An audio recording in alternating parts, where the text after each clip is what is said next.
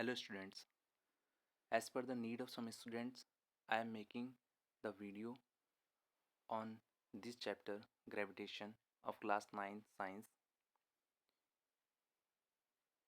In this video, I will discuss the chapter gravitation by NCERT book and some short notes. Okay, in this video, I will discuss Newton's law of gravitation and then this gravitation force in detail, what are the application of gravitation and some phenomena related to gravitations. Now let us start the chapter gravitation. देखिए हम सबसे पहले जैसे कि हमने chapter 10 और chapter 8 and 9 में पढ़ा कि किसी भी ऑब्जेक्ट का मोशन होता है तो उसके लिए कोई फोर्स रेस्पॉन्सिबल होता है. If the object is moving then there is a some force that is the cause of that motion. इसके बाद हमने देखा कि हमने ऑब्जर्व किया कि अगर कोई भी ऑब्जेक्ट ड्रॉप हो रहा है किसी हाइट से तो वो अर्थ पर ड्रॉप होगा, अर्थ पर फॉल होता है. और हमने कुछ फिनोमेना देखे जैसे कि जितने भी प्लैनेट्स हैं वो सन के अराउंड में मूव होते हैं. और जो हमारा ग्लोब होता है या अर्थ होता है, earth is like a globe, तो उसमें जो मैन होता है, जो लैंड होती है वो उस ग्लोब के सर्कमफ्रेंस पे होती है. तो man goes around the earth, यानी जो लोग हैं वो अराउंड द अर्थ होते हैं. तो उस वो भी किसी फोर्स की वजह से वहाँ पर हैं. तो इन सब के लिए, इन सब चीज़ों के लिए कोई फोर्स रेस्पॉन्सिबल है. ये ऐसा न्यूटन ने कहा कि इसके लिए रेस्पॉन्सिबल कोई फोर्स है और उसी फोर्स को उसने क्या कहा, ग्रेविटेशन फोर्स. ठीक है, तो इसमें हम ग्रेविटेशन फोर्स के बारे में सीखेंगे और जानेंगे यूनिवर्सल लॉ ऑफ ग्रेविटेशन क्या है. और फिर हम वेट को जानेंगे, वेट कैसे प्लेस टू प्लेस वेरी होता है. और ये सब चीज़ें हम डिस्कस करेंगे. ऑब्जेक्ट लिक्विड में कैसे फ्लोट होता है और कब सिंक होता है. These all things we have to study in this chapter. ठीक है, अब हम समझते हैं कि ग्रेविटेशन का मतलब क्या होता है. सबसे पहले जैसा कि आपके एनसीईआरटी की बुक में बताया गया है, कुछ ऐसे फिनोमेना होते हैं जिससे हम ग्रेविटेशन को इजीली समझ सकते हैं. जैसे कि जो मून है वो हमारे अर्थ के चारों तरफ घूमता है, अर्थ के अराउंड में घूमता है अपने ऑर्बिट पर.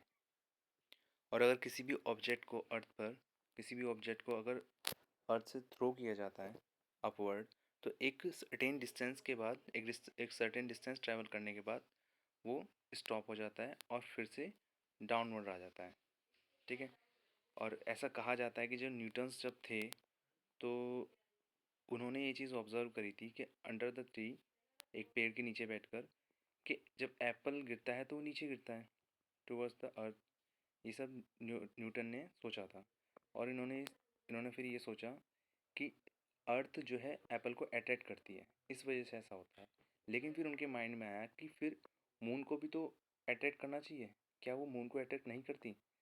क्या दोनों केस में सेम फोर्स नहीं लगता? तो उन्होंने ये पाया कि दोनों केस के लिए सेम फोर्स रेस्पॉन्सिबल होता है. लेकिन फिर उन्होंने ये आर्ग्यूमेंट रखी कि अगर सेम फोर्स रेस्पॉन्सिबल है इन दोनों चीज़ों के लिए, इन दोनों केस के लिए, तो फिर मून को भी अर्थ पर फॉल होना चाहिए. लेकिन ऐसा नहीं होता. It must be attracted by the earth, the moon should be attracted by the earth, but this is not happen. Moon जो है अर्थ पर फॉल नहीं होता. ठीक है, यानी कि ग्रेविटेशन जो है किसी और चीज़ पे भी डिपेंड करता है. ग्रेविटेशन फोर्स लगता तो है, लेकिन वो किन किन चीज़ों पे डिपेंड करता है, यहाँ से हमें ये पता लग रहा है. यानी कि मास पे भी वो डिपेंड करता है कहीं ना कहीं, कि किस बॉडी का मास कितना है.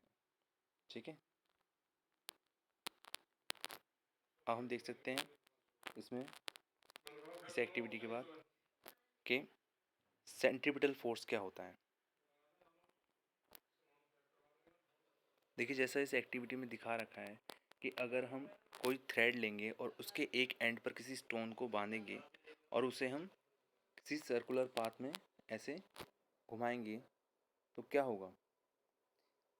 तो ये सर्कुलर पाथ में तो इसमें हम देखेंगे कि ये जो स्टोन है जिस सर्कुलर पाथ में रोटेट कर रहा है, ये स्टोन जो है सर्कुलर पाथ में रिवॉल्व करेगा। और कभी भी जब कोई पार्टिकल सर्कुलर पाथ में मूव करता है तो उसकी वेलोसिटी कांस्टेंट होती है ना, और उसकी स्पीड कांस्टेंट होती है और वेलोसिटी चेंज होती है क्योंकि डायरेक्शन जो है उस पार्टिकल की चेंज हो रही होती है। जैसा कि हम देख सकते हैं इसमें लिखा हुआ है thread before the thread is released. अगर थ्रेड रिलीज होता है तो जब वो सर्कुलर पाथ में मूव कर रहा होगा स्टोन, तो stone moves in a circular path with a certain speed and changes the direction at every point, and the change in the direction involves the change in the velocity and the acceleration. ये जो change होगा इस वजह से आपकी velocity में change होगा और एक्सलेशन में चेंज होगा, ठीक है। और जो फोर्स जिस फोर्स की वजह से इसमें एक्सलेशन होता है, क्योंकि देयर इज एक्सलेशन, एक्सलेशन भी हो रहा है यानी वेलोसिटी में चेंज हो रहा है सर्कुलर पाथ में, तो एक्सलेशन भी होता है जिसे हम सेंट्रीपिटल एक्सलेशन कहते हैं। और जिस फोर्स की वजह से सेंट्रीपिटल एक्सलेशन होता है और जो उस बॉडी को मूव करते रहता है, मूव करने में हेल्प करता है, जिस फोर्स की वजह से this body is capable of moving, इस फोर्स को ही हम क्या बोलते हैं, centripetal force. That force that causes this acceleration and keeps the body moving along the circular path is acting towards the center, and this force is known as centripetal force. Okay, ये हमारा centre में लगता है centripetal force, ठीक है। अभी के लिए हम इतना ही समझेंगे सेंट्रिपिटल फोर्स के बारे में, ठीक है। नाउ जो मोशन होता है मून का अराउंड के अर्थ में, उसके लिए भी सेंट्रिपिटल फोर्स ही रेस्पॉन्सिबल होता है। यानी कोई भी अगर आपका सर्कुलर ट्रैक है उसमें कोई पार्टिकल सर्कुलर पाथ में रिवॉल्व कर रहा है और किसी सेंटर पे या किसी ऑब्जेक्ट और उस जो आपका सर्कुलर पाथ है उसमें जो ऑब्जेक्ट है और सेंटर पे जो ऑब्जेक्ट है उनके बीच में कोई फोर्स लगता है।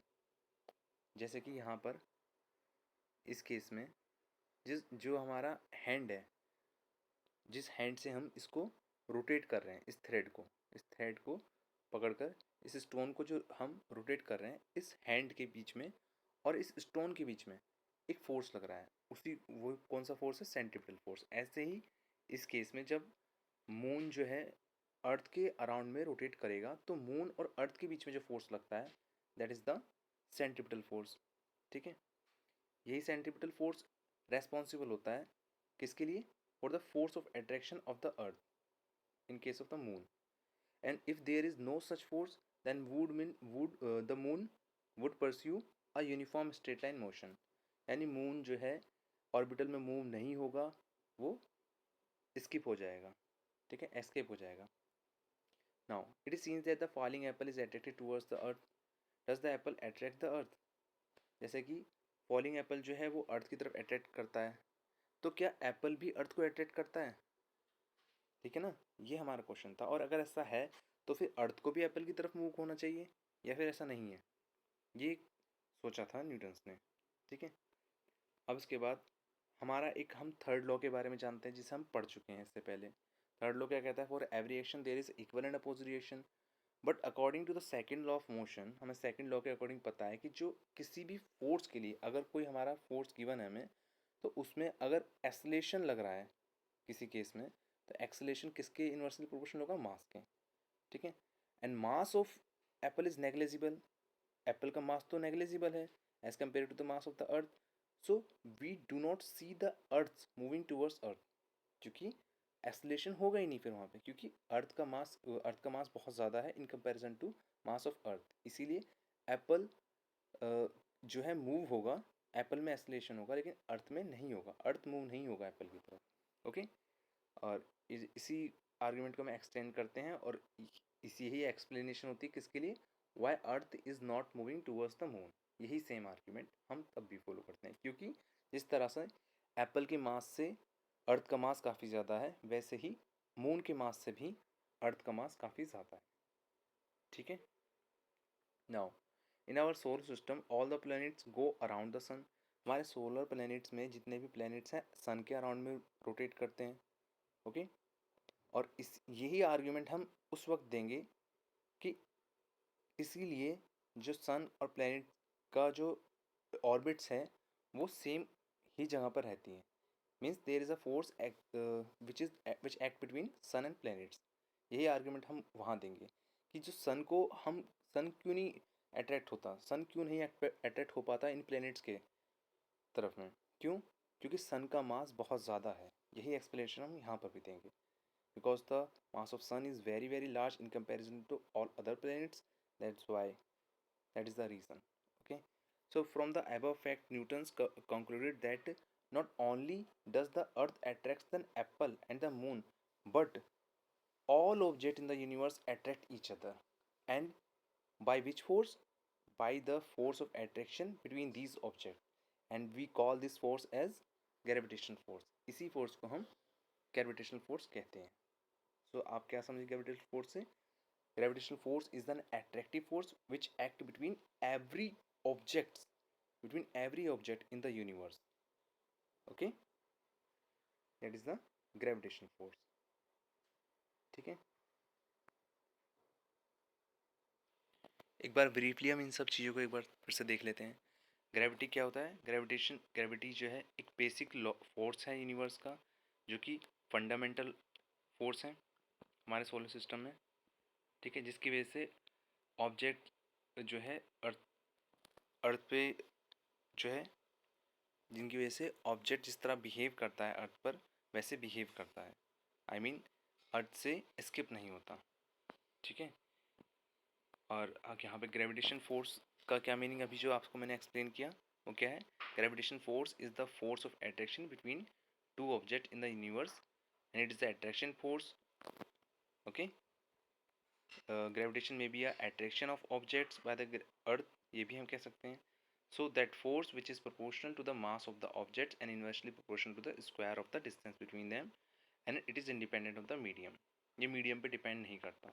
जैसे कि अर्थ के बाहर तो वैक्यूम है और वहाँ पर भी ग्रेविटेशनल फोर्स एक्ट करता है। तो इस चीज़ से भी हमें समझ में आता है कि ग्रेविटेशनल फोर्स क्या है? Independent of medium. मीडियम है तब भी ग्रेविटेशनल फोर्स लगेगा, मीडियम नहीं है तब भी आपका ग्रेविटेशनल फोर्स एक्ट करेगा। ओके, इसका एक्सप्रेशन होता है ग्रेविटेशनल फोर्स का F is equal to G m1 m2 upon are square. अगर दो फोर्स हैं, एक का मास कैपिटल M है और एक का मास स्मॉल m है, तो आपका ग्रेविटेशनल फोर्स क्या होगा? G M M capital M small m upon are square. यानी कि कोई बॉडी अगर किसी सर्टेन हाइट से अगर ड्रॉप की जाती है तो वो अर्थ की ग्रेविटी की वजह से डाउनवर्ड जो है नीचे फॉल करती है, और अगर बॉडी को अपवर्ड हम मूव करते हैं तो भी वो किसी सर्टेन हाइट पे जाने के बाद फिर से डाउनवर्ड मूव होती है, ये भी ग्रेविटेशन की वजह से। ठीक है, ये सब पॉइंट्स के बीच में बताए गए हैं।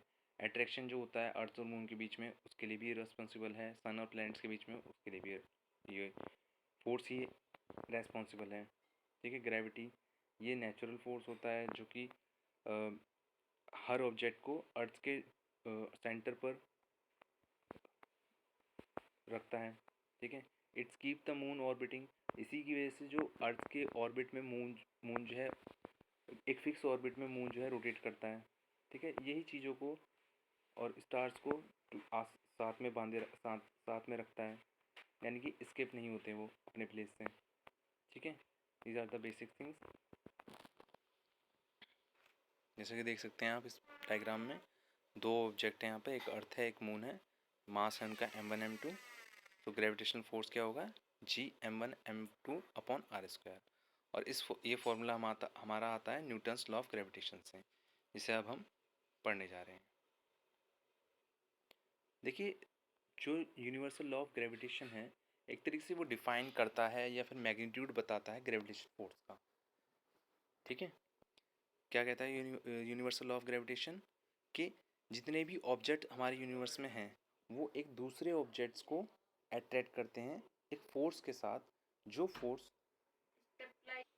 फोर्स जो है प्रोपोर्शनल होता है उन दोनों ऑब्जेक्ट्स के मासेस के, और इन्वर्सली प्रोपोर्शनल होता है उन दो मास के बीच में जो डिस्टेंस है उसके स्क्वायर के। Every object in the universe attract each other with a force which is directly proportional to their masses and inversely proportional to the square of distance between them.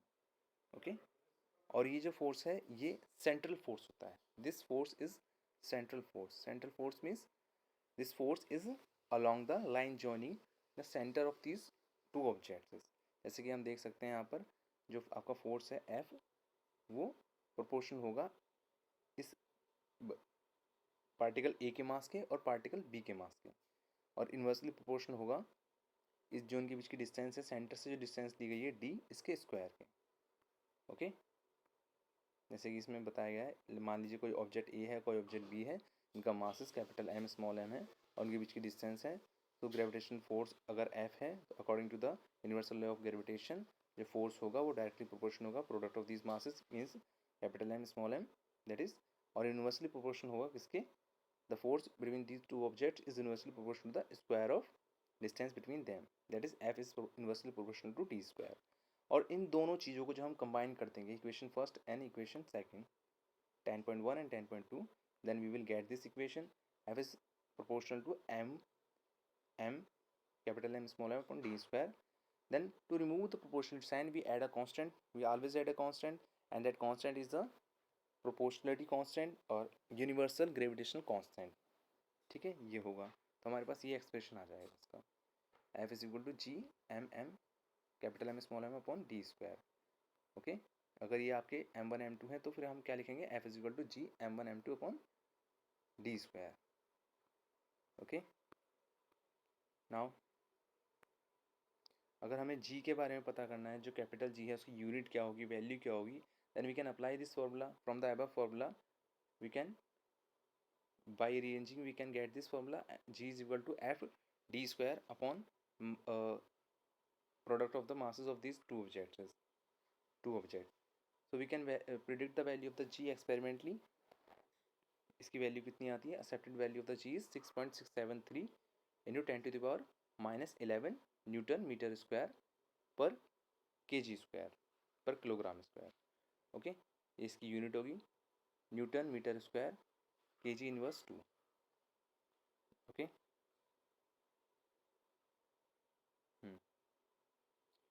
ये हमारा इनवर्स स्क्वायर लॉ को follow करता है। Inverse square law को follow करता है means जो आपका ग्रेविटेशन फोर्स है वो इनवर्स स्क्वायर लॉ है। इसका इनवर्स स्क्वायर लॉ का मतलब है कि जो आपका ग्रेविटेशन फोर्स है वो जिन दो ऑब्जेक्ट के बीच में हम निकालते हैं उन दो ऑब्जेक्ट की बीच में जो डिस्टेंस है उसके स्क्वायर के इनवर्सली प्रोपोर्शनल है। F is inversely proportional to R square. Okay, that's why we call it as a inverse, it follow inverse square law. Okay, जैसा कि इसमें एक न्यूमेरिकल है वो आप देख सकते हैं। इस न्यूमेरिकल में क्या बोला गया है, इस न्यूमेरिकल में पूछा है आपसे एग्जांपल 1 में the mass of the earth is this and the mass of moon is this, then the distance between the earth and moon we have given. Now we have to calculate the force exerted by the earth on the moon, यानी earth moon पर कितना force exert कर रही है ये हमें निकालना है। तो इसके लिए हम कौन सा ग्रेविटेशनल फोर्स का फॉर्मूला लगाएंगे, that is F is equal to G mass of earth mass of moon upon the square of separation between them. We know the value of the g, we have given the value of the mass of earth that is 6 into 10 to the power 24, and we have given the mass of moon that is 7.4 into 10 to the power 22 kg, and we have given the distance between them that is 3.84 into 10 to the power 8 meter.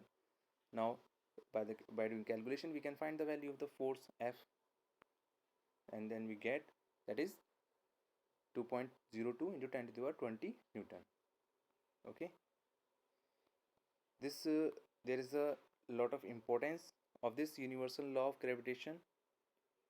We can see there are some application, there are some of importance of this universal law of gravitational। ये जो law है ये capable होता है successfully explain करने में इन phenomena को। जैसे कि हम जो अर्थ से बाइंड है इसी फोर्स की वजह से हैं, जो अर्थ का जो मोशन है मून का वो भी इसी फोर्स की वजह से हो पाता है, जो प्लैनेट रिवॉल्व हो पाते हैं सन के अराउंड में वो भी इस फोर्स की वजह से हो पाते हैं, और चांद और सूरज की वजह से जो लहरें हमारे समुद्र में आती हैं वो भी इस फोर्स की वजह से आती हैं। ठीक है, फ्री फॉल से आप क्या समझते हैं, अगर हम फ्रीली किसी ऑब्जेक्ट को ड्रॉप कर देते हैं so it will move under the free fall motion। okay, whenever the object is fall towards the earth under this force alone then we say this object is in free fall, यानी वो objects जो हैं free fall में होंगे। Okay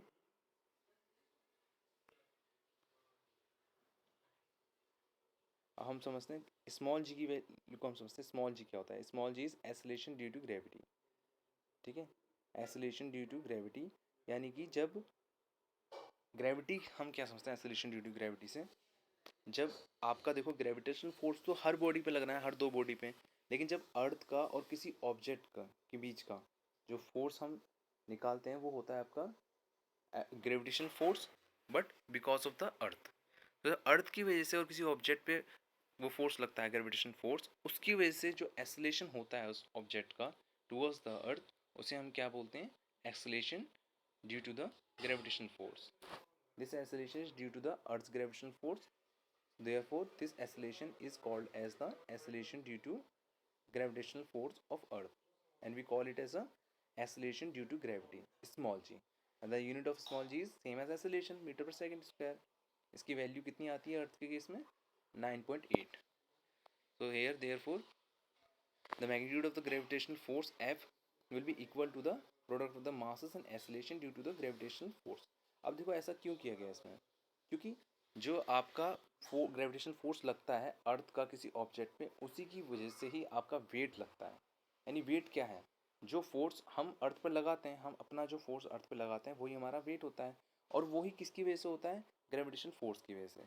तो ये जो wait है इक्वल होना चाहिए, जो ग्रेविटेशनल फोर्स हमारा उस ऑब्जेक्ट पे जिसका वेट हम देख रहे हैं, उस ऑब्जेक्ट पे और अर्थ के बीच में जो ग्रेविटेशनल फोर्स लग रहा है, तो वेट कितना होगा mg, और ग्रेविटेशनल फोर्स कितना होगा g, mass of earth, mass of object upon d square, d is distance between them।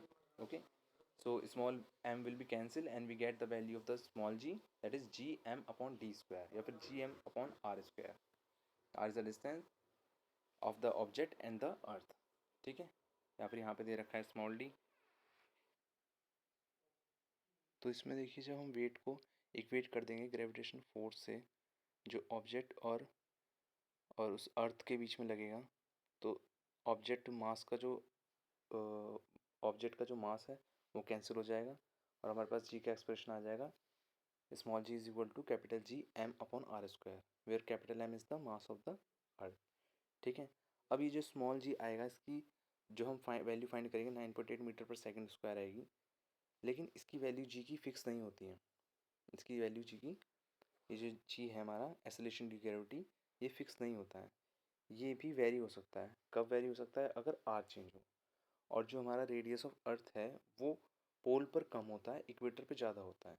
The value of radius of earth is more at the equator and less at the pole. So अगर equator पर are की value ज़्यादा है, और जब are की value ज़्यादा है तो जी की वैल्यू क्या होगी, कम, because G is inversely proportional to R square. So at equator the value of R is greater than the value of G is less. तो इसीलिए इक्वेटर पे जी की वैल्यू कम होती है और पोल पर ज़्यादा होती है। That's why the value of G is greater at poles and less at equator. Okay, now for more calculation we can take the value of g for less, more and constant near about the earth, क्योंकि r जो है near about fix रहती है, तो इसलिए हम g की value को वेरी नहीं करते, सेम रखते हैं, दैट इज़ 9.8 मीटर पर सेकेंड स्क्वायर। क्योंकि अर्थ पूरा स्फीयर तो होता नहीं है, तो r की वैल्यू फिक्स नहीं होती है। ठीक है, एंड रेडियस ऑफ अर्थ जो है फिक्स नहीं होती, कॉन्स्टेंट नहीं होती है, क्योंकि अर्थ जो है 100% स्फीयर नहीं है, लेकिन हम स्फीयर की तरह ट्रीट करते हैं। ठीक है, हम कैलकुलेशन करते हैं जी की, स्मॉल जी की। तो स्मॉल जी की कैलकुलेशन के लिए हमें क्या क्या चाहिए, एक्सप्रेशन होता है small G is equal to capital G, that is universal gravitation constant, capital M mass of earth, and then capital R that is radius of अर्थ।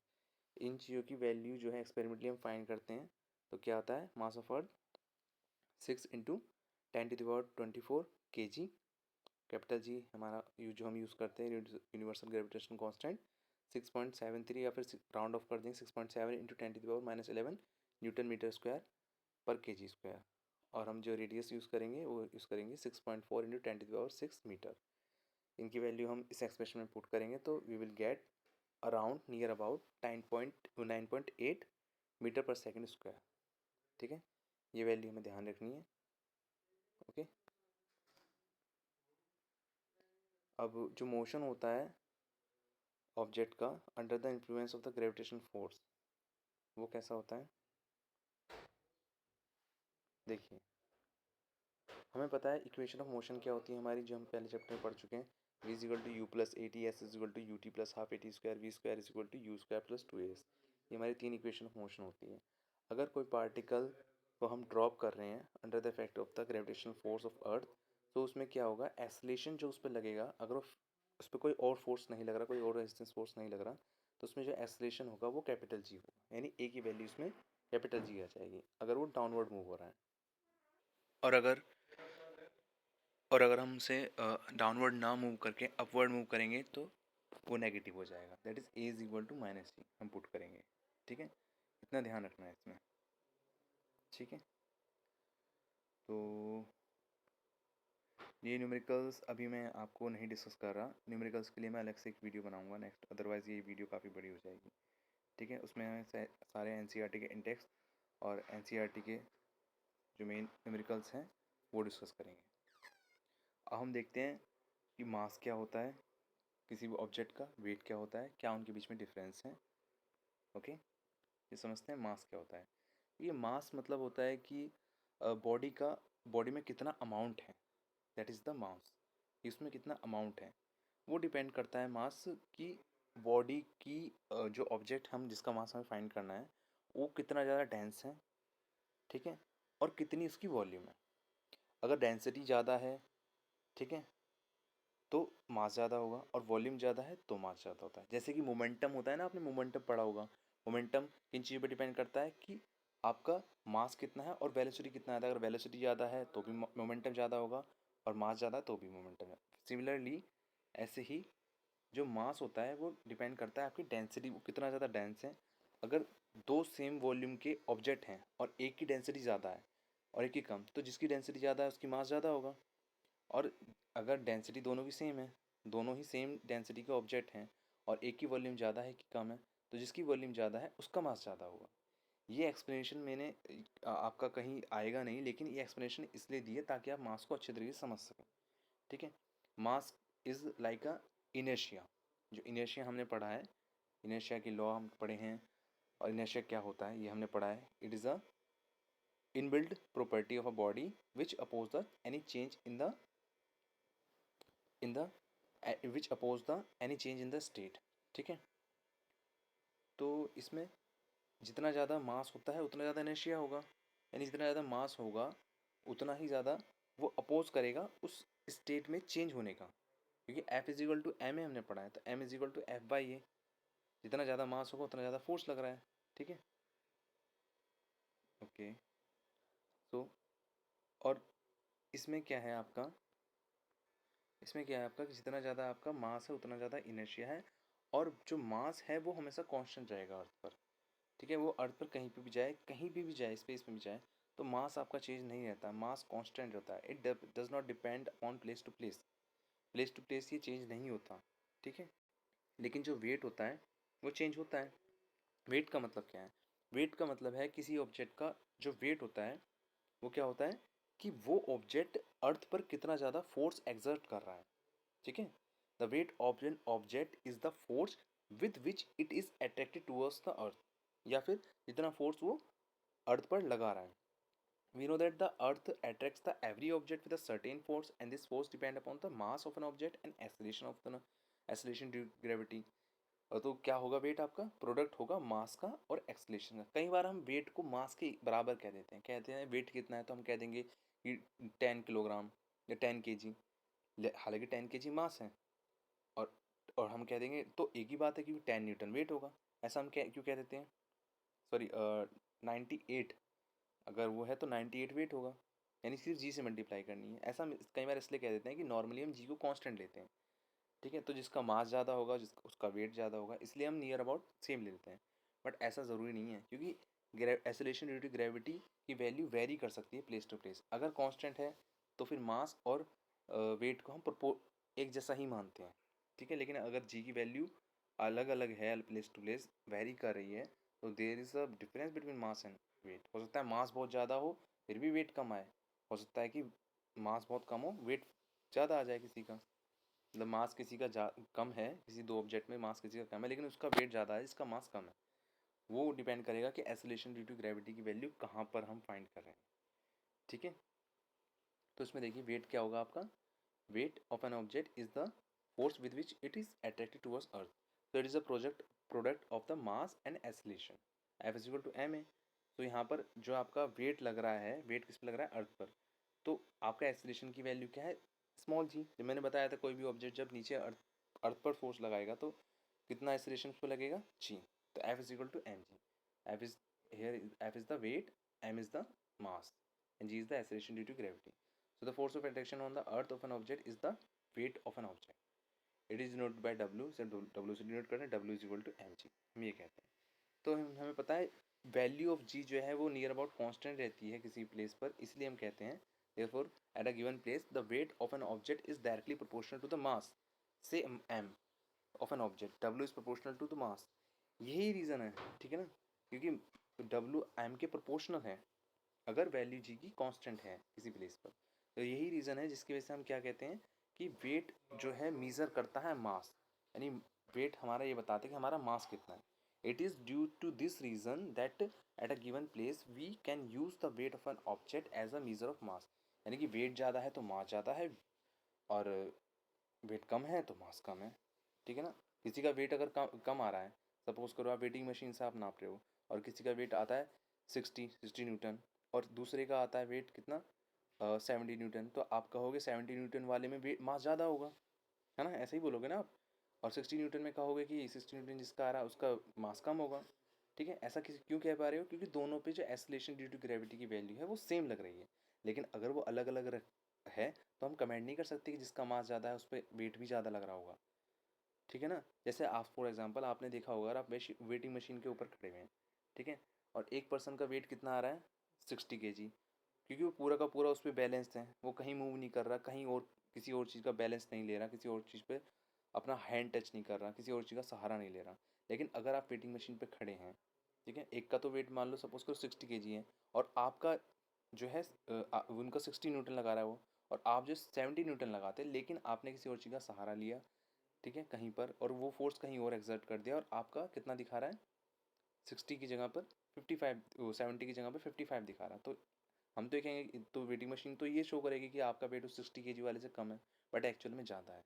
ठीक है, क्योंकि जो आपकी जी की वैल्यू है वो उतनी नहीं लग पा रही वहाँ पर। ठीक है, वो आप ट्रांसफ़र कर चुके हो। ठीक है, पूरे तरीके से उस पर एक्सेलरेशन ड्यू टू ग्रेविटी नहीं लग रहा। ठीक है, that is the reason.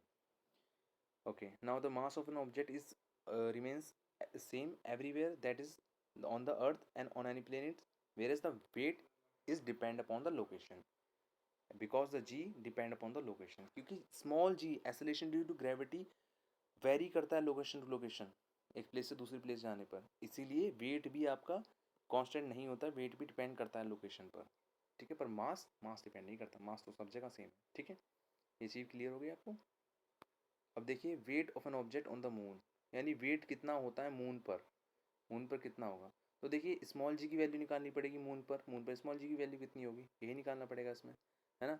Suppose कीजिए मास ऑफ ऑब्जेक्ट जो है एम है और अर्थ का जो वेट है वो क्या है डब्ल्यू एम। ठीक है, ये सब हम देख सकते हैं। तो डब्ल्यू एम क्या होगा आपका, जो फोर्स लगेगा, जो वेट लगेगा, जिसे हम एम जी कहेंगे, तो वो होगा आपका जी मास ऑफ मून और mass of that into mass of that object upon are square, where r the distance between that object and the moon. तो हमें पता है अर्थ का मास देखो ये होता है 5.98 नियर अबाउट 6 इंटू 10⁻24 कहते हैं। ठीक है, रेडियस इतनी होती है आपके सामने लिखी हुई है 6.37 इंटू 10⁻6। ऐसे ही मून की जो मास है वो हमें गिवन है और रेडियस गिवन है।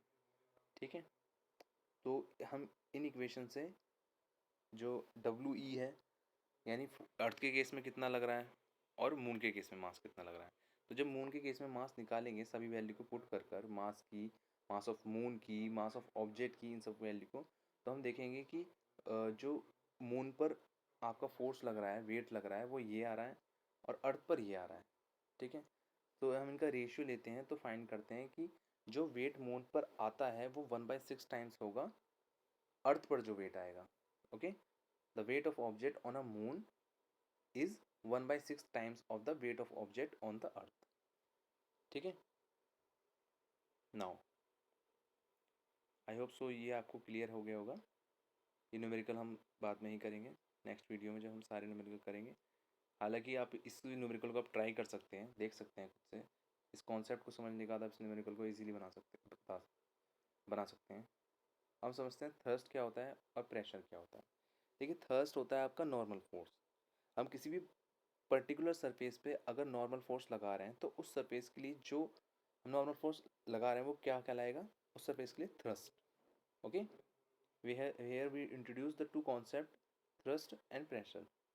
Okay, so the net force in a particular direction, that net force on a particular direction we call it as a thrust, and the net force per unit area is the pressure.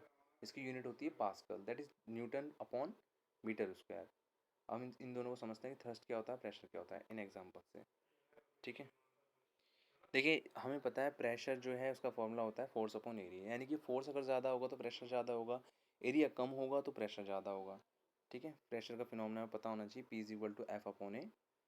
ठीक है, यहाँ हमें ये example में pressure को समझने के लिए लिया है। Here in this image you can see that you apply a force on the surface area of a head of the pin. अगर कोई कील है, इस कील में जो इसका हेड है वहाँ पर हम फोर्स अप्लाई करेंगे। This force is directed perpendicular on the surface area of the board and this force acts on a smaller area at the tip of the pin। तो इसीलिए क्या है आपका, क्योंकि स्मॉलर एरिया है इसलिए प्रेशर ज़्यादा होगा, P is equal to F by A. Pressure आपका एरिया के इन्वर्सली प्रोपोर्शनल होता है, तो प्रेशर जितना ज़्यादा होगा उतनी ही इजीली हम इसको जो आपकी पिन है उसको इंसर्ट कर पाएंगे वॉल के अंदर। ठीक है, दूसरा इसमें एग्जांपल दे रखा है कि अगर जैसे आपका रेत है, कहीं पर सैंड है और सैंड के ऊपर आप खड़े हुए हैं। ठीक है, if you stand on the loose sand then your feet को डीप इनटू द सैंड, आपके जो पैर हैं उसमें धंस जाएंगे।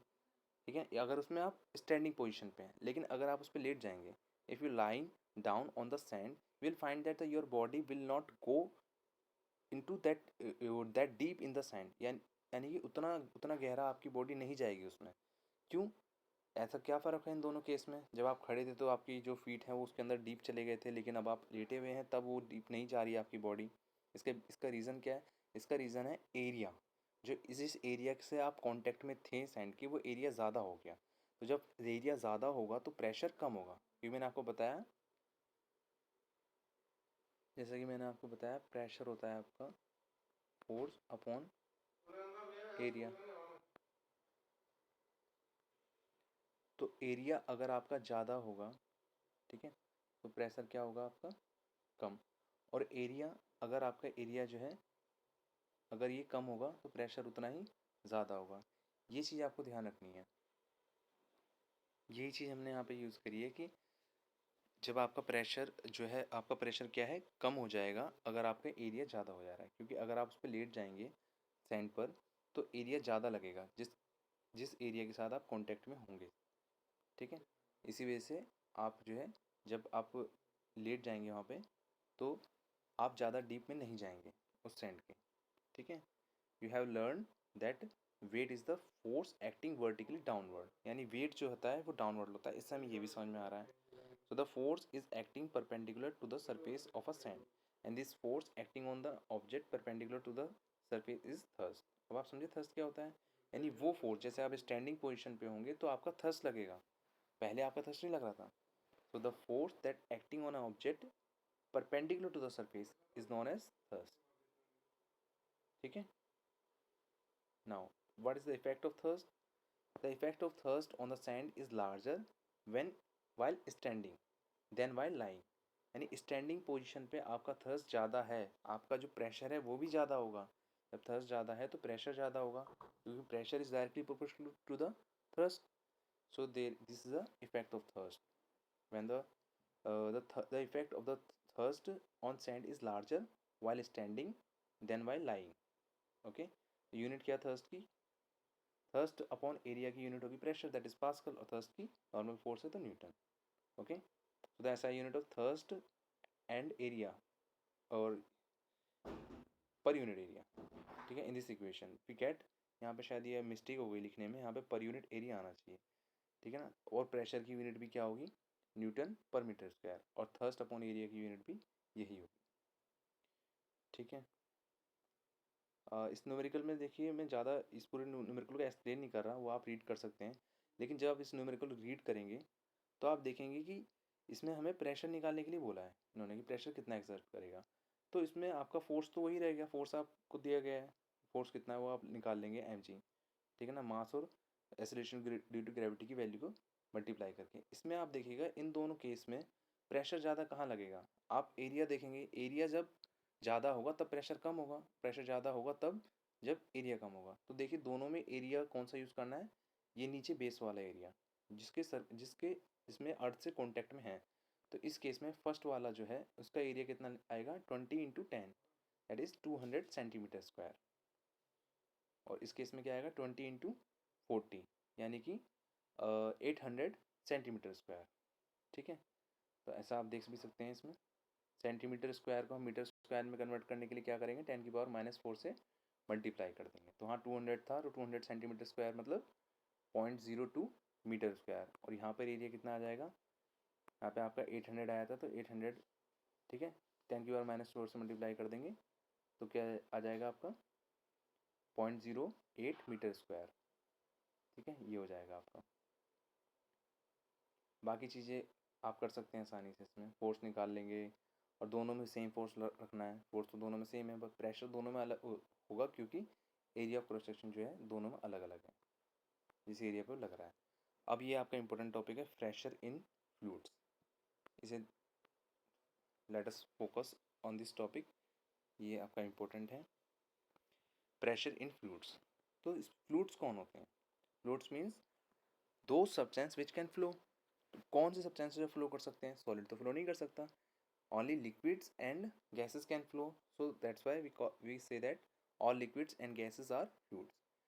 तो देखिए प्रेशर जो है सॉलिड में भी लगता है और फ्लूइड्स में भी लगता है। सॉलिड में प्रेशर कैसा लगता है, a solid exert a pressure on a surface due to the weight, केवल वेट की वजह से ही प्रेशर लगाता है जो सॉलिड होते हैं आपके ऑब्जेक्ट। और फ्लूइड्स जो है उनके पास भी वेट होता है, लेकिन उनके पास क्या होता है, प्रेशर भी एक्सर्ट करते हैं वो केवल वेट नहीं लगाते हैं अर्थ पर, प्रेशर एक्सर्ट करते हैं बेस पर भी और वॉल्स पर भी, okay. So fluids have weight and they also exert pressure on the base and walls of the container in which they are enclosed, and pressure exerted in any confined mass of fluid is transmitted undiminished in all direction, यानी कि वो uniformly सभी direction में spread होंगे, ठीक है, सभी direction में प्रेशर लगेगा, ठीक है, ये चीज़ हमें ध्यान रखनी है। अब हम देखते हैं ब्यूएंसी। ब्यूएंसी का मतलब क्या होता है, क्या हम समझते हैं ब्यूएंसी से, ब्यूएंसी होता क्या है, क्या मीनिंग है ब्यूएंसी का, इससे हम एक्टिविटी से समझ सकते हैं, इस एक्टिविटी को आप रीड कर सकते हैं, ठीक है। अब हम आगे चलते हैं, थोड़ा सा देखते हैं इसे।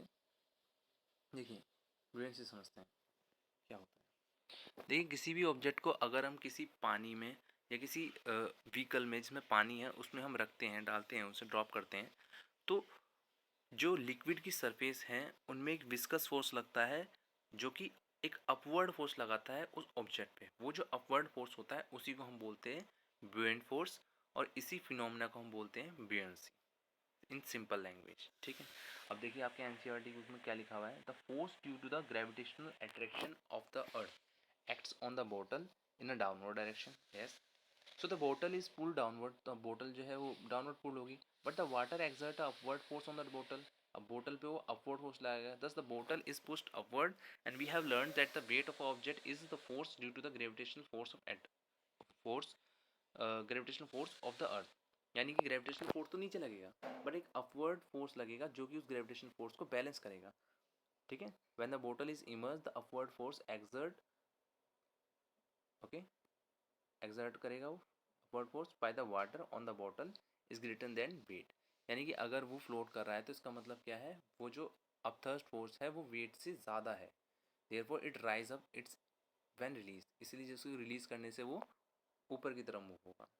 Now to keep the bottle completely immerse, अगर हमें बोतल को पूरा इमर्स करना है उसमें, तो अपवर्ड फोर्स जो है उस बोतल पे जो लग रहा है वाटर की वजह से उसको बैलेंस करना होगा, यानी वो ज़्यादा लगाना पड़ेगा। And this can be achieved by externally applied force acting downward. और जब हम डाउनवर्ड ज़्यादा फोर्स लगाएंगे तभी ऐसा पॉसिबल है। This force must be least equal to the difference between the upward force and the weight of the bottle. तो ये जो है मतलब ये फोर्स तभी लगेगा जब कम से कम इतना फोर्स लगना चाहिए जितना अपवर्ड फोर्स लग रहा है, या वेट अपवर्ड फोर्स को इतना लगना चाहिए कि जितना वेट है उसका। ठीक है। अपवर्ड फोर्स जो इस पर एक्सर्ट करेगा वाटर से, उसे हम क्या बोलते हैं, अपथर्स्ट या फिर बुएंट फोर्स, जो भी मैंने आपको एक्सप्लेन किया। The upward force exerted by the water on the bottom bottle is known as upthrust force और बुएंट फोर्स। ठीक है। अब ये तो बुएंट फोर्स कब एक्सपीरियंस होता है किसी भी कोई भी ऑब्जेक्ट पे, जितने भी ऑब्जेक्ट होते हैं वो बुएंट फोर्स तब एक्सपीरियंस करते हैं जब हम उस ऑब्जेक्ट को इमर्स करते हैं फ्लूइड में। And the magnitude of buoyant force depend upon the density of the liquid. Yes, density पे डिपेंड करेगा। ठीक है। जितना ज़्यादा डेंसिटी होगी उससे उस पर डिपेंड करेगा कि विस्कस फोर्स हमारा कितना लग रहा है। जो लिक्विड की लेयर्स होती हैं उनके बीच में एक विस्कस फोर्स लगता है, उसी की वजह से ब्यूएंट फोर्स लगता है। ब्यूएंसी फिनोमेना हम जो स्टडी करते हैं, ब्यूएंट फोर्स भी उसी की वजह से लगेगा। ठीक है। कितना ज़्यादा टेंस है इस पर डिपेंड करता है ये। ठीक है। हम देखते हैं कोई भी ऑब्जेक्ट जो है फ्लोट कब होता है, सिंक कब होता है, जब उसे हम किसी वाटर की सरफेस पे रखते हैं। Why object float or sink when placed on the surface of a water. ठीक है। अब देखिए जैसे इसमें एक एक्सपेरिमेंट दिखा रखा है वो आप देख सकते हैं। एक बीकर को लेना होगा, उसमें आयरन नील रखनी होगी और फिर हमें देखना पड़ेगा फिर क्या होगा। ऑब्जर्वेशन हमें इसमें लेनी पड़ेगी। ये बहुत अच्छी एक्टिविटी है, आप देख सकते हैं। ठीक है। तो इसमें क्या है, जो ग्रेविटेशनल फोर्स लगता है अर्थ का आयरन नील पे, वो तो डाउनवर्ड लगेगा और उसी की वजह से आपका अपथर्स्ट फोर्स लगेगा वाटर का किस पर, नील।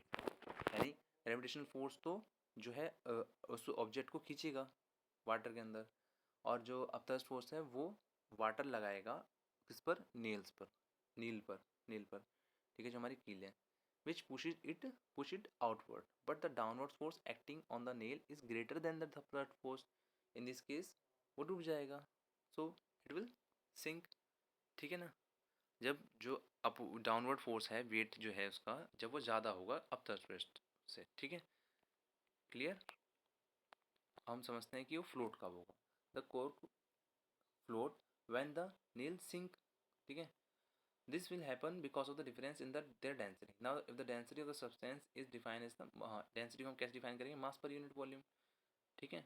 तो अब तक फोर्स जो वाटर का लग रहा था कोर पे, वो ज़्यादा था किससे, जो कोर का वेट लग रहा है। ठीक है। अब ये डिपेंड करता है उन दोनों की डेंसिटी पे। ठीक है।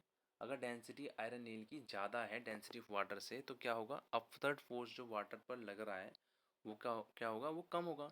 इस केस में क्या हो जाएगा, बॉडी डूब जाएगी। यानी कि सिंपल है, ऑब्जेक्ट की अगर डेंसिटी, जिस भी ऑब्जेक्ट को उस वाटर में रख रहे हैं हम, उस ऑब्जेक्ट की डेंसिटी अगर ज़्यादा है तो बॉडी क्या होगी, सिंक होगी, डूब जाएगी। अगर ऑब्जेक्ट की डेंसिटी ज़्यादा है लिक्विड से, और अगर ऑब्जेक्ट की डेंसिटी कम है लिक्विड से, तो क्या होगा, वो फ्लोट करेगा। ठीक है, तब वो फ्लोट करेगा, सिंक नहीं होगा, जैसा इसमें दे रखा है। So here object of density less than that of liquid float on the liquid, and the object which has density greater than that of liquid sink in the liquid। ये चीज़ हमें ध्यान रखनी है। ठीक है। नाउ हमारा लास्ट टॉपिक है ये आर्किमिडीज प्रिंसिपल और रिलेटिव डेंसिटी। ठीक है। इसे हम थोड़ा ज़्यादा डिटेल में नहीं बता रहे। ठीक है। अभी आपके लिए जितना है केवल हम उतने समझने की कोशिश करेंगे। आर्किमिडीज प्रिंसिपल क्या होता है। ठीक है। Archimedes principle is stated that when a body is immersed fully or partially in a fluid, it experiences a upward force that is equal to the weight of fluid displaced by a body. Displaced by it. Okay? देखिए जैसे समझ सकते हैं कि अगर आपका कोई beaker है, ठीक है, इसमें लिक्विड है आपका, ठीक है, तो कोई ऑब्जेक्ट है, इस ऑब्जेक्ट को हमने इसमें सिंक किया है और इतना पार्ट इसका सिंक हो रहा है, इतना पार्ट। तो जितना पार्ट इसके अंदर ये गया है उतना ही वाटर ये इसमें से, मतलब इतना ही वाटर इसमें से रिप्लेस कर देगा और वो अलग हो जाएगा। तो जितना वाटर ने से रिप्लेस किया, सपोज करो कुछ अमाउंट ऑफ वाटर है, वो इसने रिप्लेस कर दिया, ठीक है। तो जितना वाटर इसने रिप्लेस कर दिया उसका कुछ वेट होगा। तो सपोज करो इसका वेट है W, ठीक है। जितना वाटर ने रिप्लेस किया इस ऑब्जेक्ट ने, जितना ही इमर्स पास था, उतना ही जितना वाटर ने रिप्लेस किया उस वाटर का W वेट है। तो ये जो वाटर है इस ऑब्जेक्ट पे फोर्स W फोर्स जो है अब ऊपर लगाएगी। यही हमारा आर्किमिडीज प्रिंसिपल कहता है। अब देखिए, ठीक है, ये चीज़ हमें क्लियर हो गई। ये चीज़ कि ऑब्जेक्ट जितना, अगर ऑब्जेक्ट पार्शली या फिर फुली इमर्स्ड है, जितना पार्ट ऑब्जेक्ट का लिक्विड में इमर्स्ड है उस और उतने पार्ट ने जितना वाटर रिप्लेस किया है उस वाटर का जो वेट है उतना फोर्स वाटर उस ऑब्जेक्ट पर अपवर्ड डायरेक्शन में लगाएगा, ठीक है। ये हमारी एक्सप्लेनेशन थी। और यही चीज़ देखिए यहाँ पे एनसीईआरटी बुक में आपके लिखी हुई है। व्हेन अ बॉडी इज, अब आपको अच्छे से समझ में आएगी ये चीज़। When a body is immersed fully और partially in a fluid, it experience a upward force that is equal to the weight of the fluid displaced by it. It means that a body. Okay. Now इसकी Archimedes principal की कई सारी applications है। Ships में, submarines में हम इसे use करते हैं, ठीक है। ये कितना वेट लगाना चाहिए ऑब्जेक्ट पे, कितना अपथर्स्ट पे जो फोर्स है वो लगेगा, क्या उसकी डेंसिटी होनी चाहिए ऑब्जेक्ट की, ठीक है। ये सब इसकी एप्लीकेशन है। रिलेटिव डेंसिटी क्या होती है? सबसे पहले डेंसिटी हम क्या समझते हैं? Density means mass per unit volume. क्या यूनिट होती है डेंसिटी की? किलोग्राम पर मीटर क्यूब।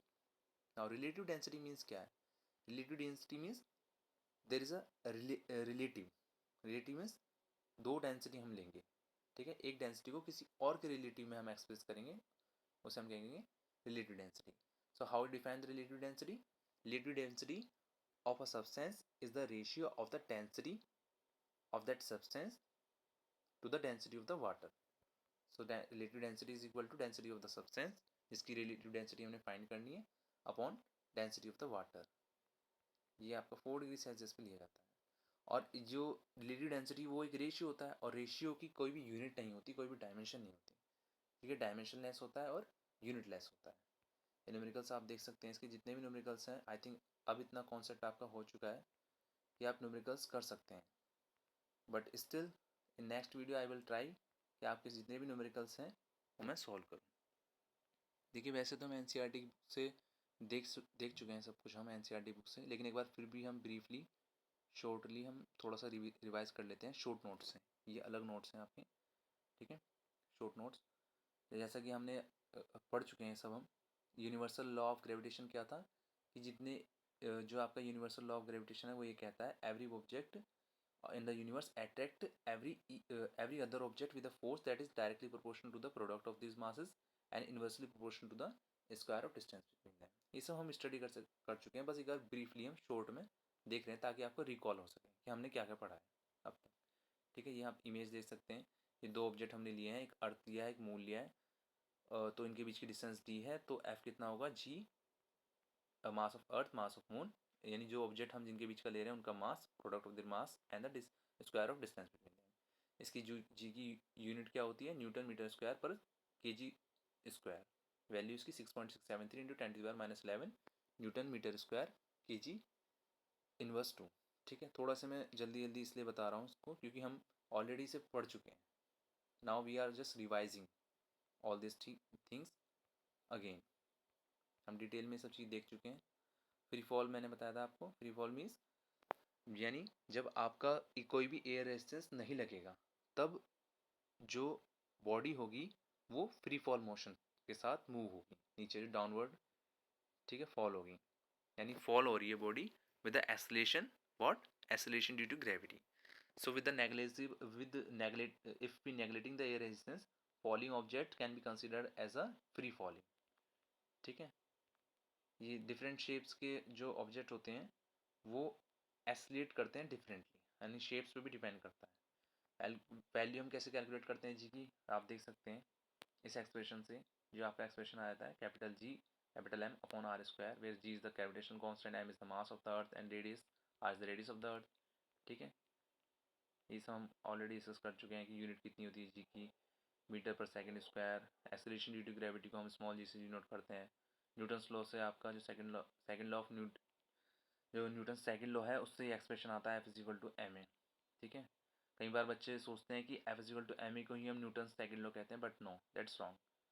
सेकंड लॉ क्या होता है आपका, that is rate of change of momentum is directly proportional to the external force applied on the system.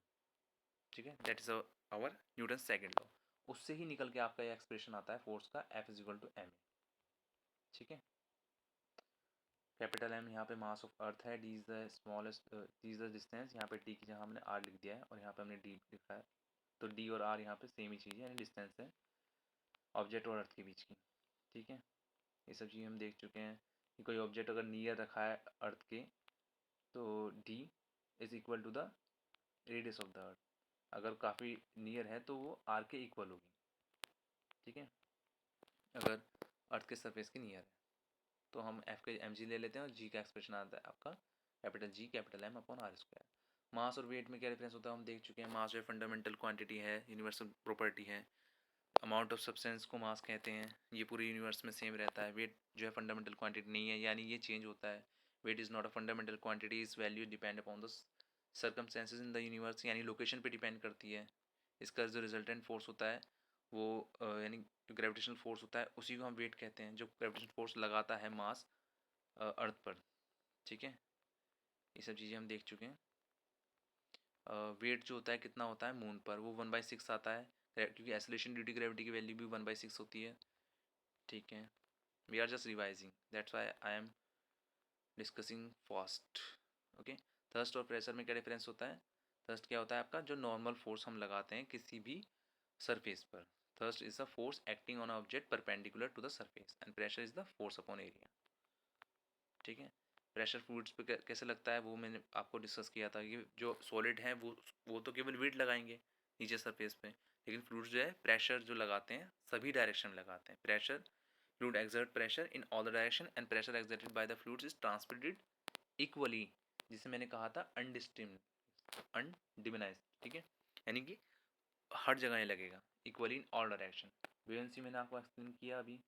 Buoyancy क्या होता है, जब भी हम किसी ऑब्जेक्ट को किसी लिक्विड में ड्रॉप करेंगे तो क्या होगा, वो वेट उस पर लगेगा नीचे, लेकिन जो है उस लिक्विड की वजह से वो जो लिक्विड है उस ऑब्जेक्ट पे भी एक अपवर्ड फोर्स लगाएगा, जिसे हम ब्यूएंट फोर्स कहते हैं या फिर अपथर्स्ट कहते हैं, और इसी फिनोमेना को हम बुयांसी कहते हैं।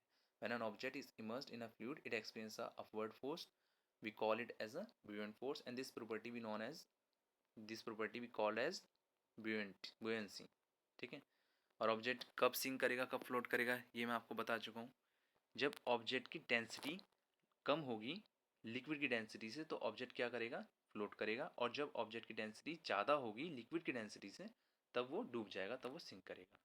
Archimedes principle we have discuss. Okay, Archimedes principle हम डिस्कस कर चुके हैं कि आर्किमिडीज प्रिंसिपल में आर्किमिडीज ने कहा था कि अगर किसी बॉडी को हम पार्शली या फुली इमर्स कर रहे हैं किसी फ्लूइड में तो उस पर एक अपवर्ड फोर्स लगता है जो कि लिक्विड के उस वेट के बराबर होता है जो कि ऑब्जेक्ट जब उसमें हम रखेंगे तो जितना वेट उस लिक्विड का होगा जो लिक्विड हम डिस्प्लेस कर देंगे वो ऑब्जेक्ट। ठीक है ना, the when a object is partially और fully immersed in a fluid it experience upward force that is equal to the weight of fluid displace by the body. उस ऑब्जेक्ट से जितना लिक्विड डिस्प्लेस होगा उसका जो वेट होगा उसके जितना अपवर्ड फोर्स वो ऑब्जेक्ट पे लगाएगा। रिलेटिव डेंसिटी क्या होती है, relative density is the ratio of the density of the substance to the density of the water. इसका कोई रेशियो, इसका कोई यूनिट नहीं होता, डायमेंशन नहीं होती। ठीक है, आप ये क्वेश्चंस भी आप सॉल्व कर सकते हैं, देख सकते हैं। नेक्स्ट वीडियो में मैं ट्राई करूँगा कि आपके जितने भी न्यूमेरिकल्स हैं एनसीईआरटी के और